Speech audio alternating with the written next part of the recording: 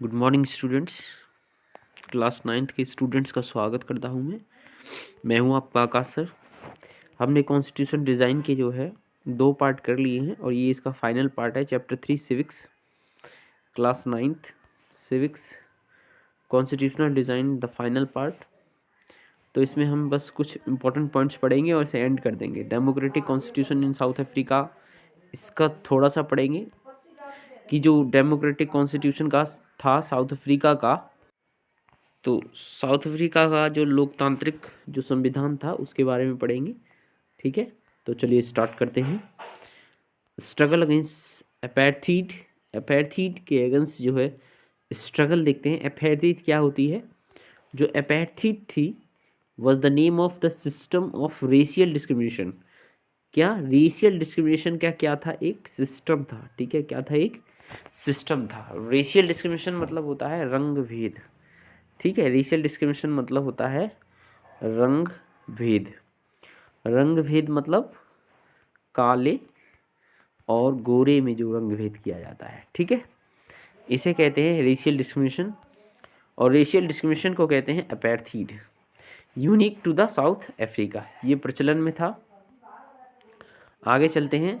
This system was particularly oppressive for the blacks, ये जो काले लोग थे उनके लिए था। They were forbidden from living in the white areas, उन्हें जो है जहाँ गोरे लोग रहते थे वहाँ से उन्हें फॉरबिडन मतलब उन्हें दूर रहना पड़ता था। ठीक है, वैसे फॉरबिडन मतलब देश निकाला होता है, मतलब जहाँ गोरे लोगों का क्षेत्र था उससे दूर रहना पड़ता था। सिंस 1950, 1950 में the blacks coloured and the Indians fought against the apartheid system.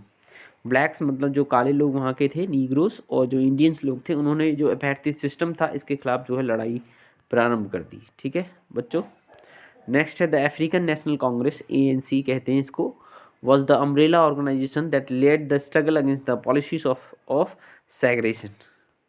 तो जो इस भेदभाव के खिलाफ अफ्रीकन नेशनल कांग्रेस ने जो है कुछ पॉलिसियाँ जो है प्रारंभ की। आगे हैं इन 1964, 1964 में नेल्सन मंडेला, आपने सुना ही है, मैंने क्लास में भी बताया है, और बहुत फेमस नाम है नेल्सन मंडेला, जिन्हें अफ्रीका का बापू कहते हैं। ठीक है, अफ्रीका का बापू कहते हैं जिनको। तो जो Nelson Mandela and 7 other leaders were sentenced to life imprisonment in 1964 for daring to oppose the apartheid regime in his country. यानी नेल्सन मंडेला और 7 अन्य जो उनके लीडर थे उनको जो है लाइफ इम्प्रिजमेंट मतलब आजीवन कारावास की सज़ा सुनाई गई 1964 में। किसके खिलाफ? जो उन्होंने अपार्थीड जो एक तरह की प्रथा थी उसके खिलाफ जो आवाज़ उठाई या अपोज किया, उसके खिलाफ आंदोलन किया। ठीक है, आगे है towards a new constitution. Africa जो है नए संविधान की तरफ कैसे बढ़ा देखते हैं। Towards a new constitution, as protest and struggles against apartheid had increase. Protest मतलब आंदोलन, स्ट्रगल मतलब संघर्ष। ठीक है, तो आंदोलन और संघर्ष जो है स्टार्ट हो गए थे। जो प्रथा थी अपार्थीड उसके खिलाफ जो इंक्रीज हो गए, बढ़ गए। The white regime change it's policies, तो जो वाइट रूल था उन्होंने अपनी पॉलिसी जो है चेंज कर दी, अपनी जो है योजनाएं चेंज कर दी। आफ्टर 28 ईयर्स ऑफ इम्प्रिजमेंट, 28 साल की सज़ा काटने के बाद Nelson Mandela release from the jail, लो उन्हें जेल से रिहा कर दिया गया।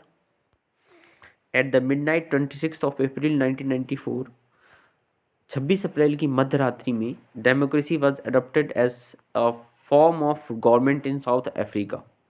डेमोक्रेसी यानी लोकतंत्र आया कहाँ पे? साउथ अफ्रीका में एक सरकार के रूप में। ठीक है, तो 26 अप्रैल इसमें मोस्ट इंपॉर्टेंट चीज़ है, 26 अप्रैल 1994, ये डेट आपको याद रखनी है मेनली। आफ्टर 2 ईयर, 2 साल के बाद, a constitution came out which gave to the citizen the most extensive rights available in the country.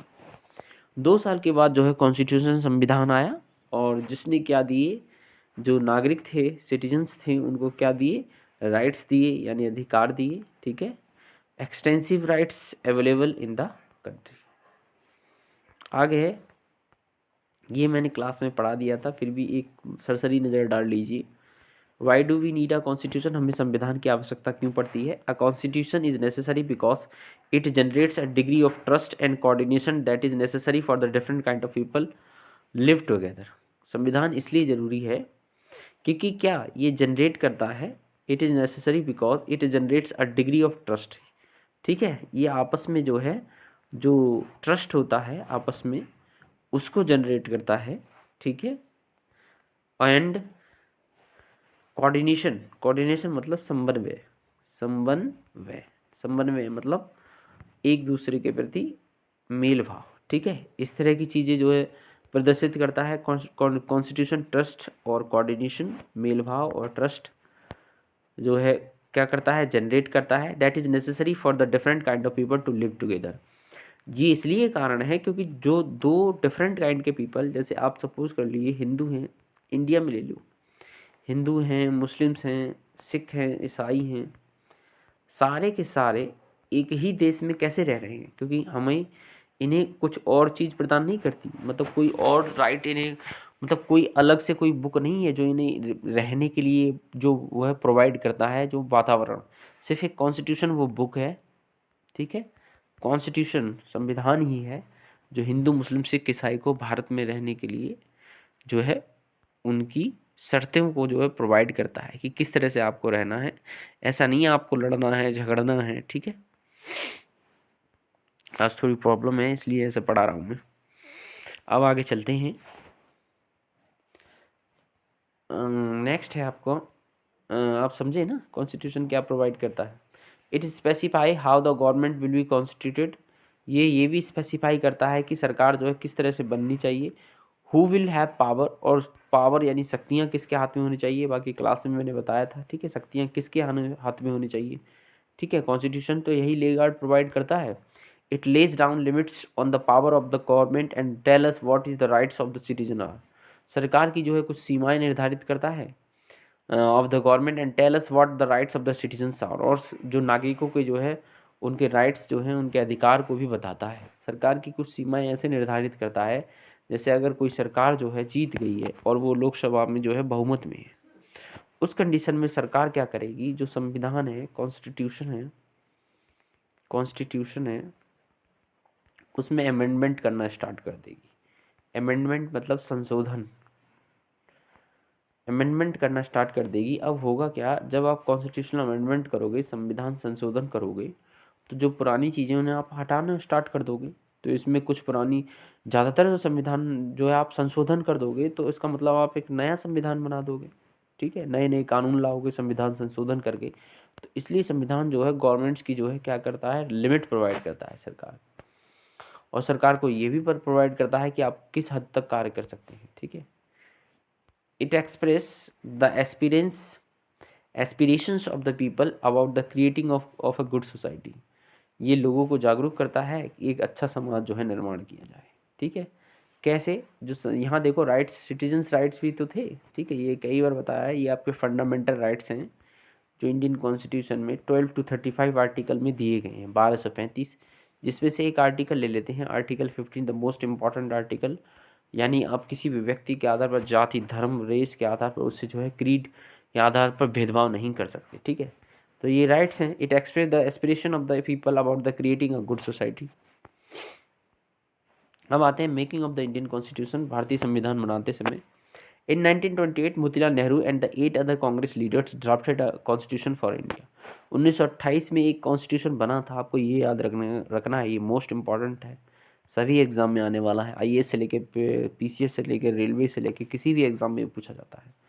ठीक है, क्लास 9th से ही पूछा जाता है।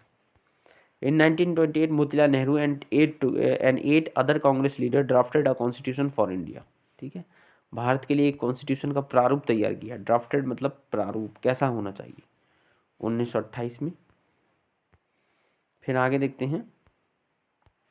इन 1931 the resolution at the Karachi session of the Indian National Congress dwelt on how independence Indian constitution should look like.